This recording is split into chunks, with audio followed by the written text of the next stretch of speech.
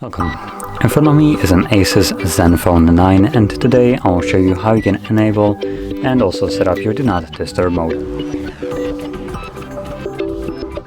So to get started, pull down your notification panel, extend it, and somewhere between this mess of toggles you should see the Do Not Disturb mode. Now for me it is on the second page right over here.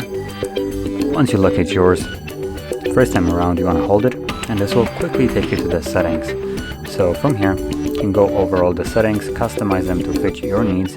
So just quickly go over probably a couple more important ones. People will allow you to set who can call you and who can message you. Then you can select what apps can just bypass the Do Not Disturb mode, along with alarms and other interruptions below there.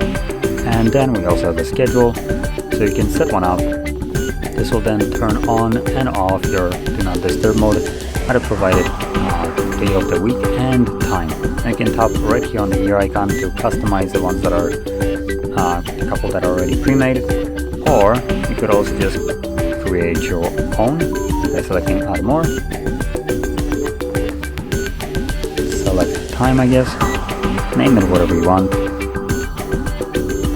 and you have, as you can see, days of the week. So you can choose whichever ones you want, then start and end time. Now when using schedule, just make sure that it is toggled on right here, like so. It says on right now, as you can see, and that's all you would need to do. From here on now, the phone will basically turn on and off the actual toggle right over here, based on the provided time for start and end time. Now for everybody else who just wants to use the Do Not Disturb mode occasionally whenever you need it, all you would do is go back to your toggles and simply tap on it. Now when tapping on it like this manually, you do also want to remember to turn it off, otherwise the Do Not Disturb mode will be running in the background indefinitely, so you might be missing some calls and other things that you might consider important, assuming you forgot that it's running in the background. So to turn it off, you find the toggle once more and again tap on it to turn it off.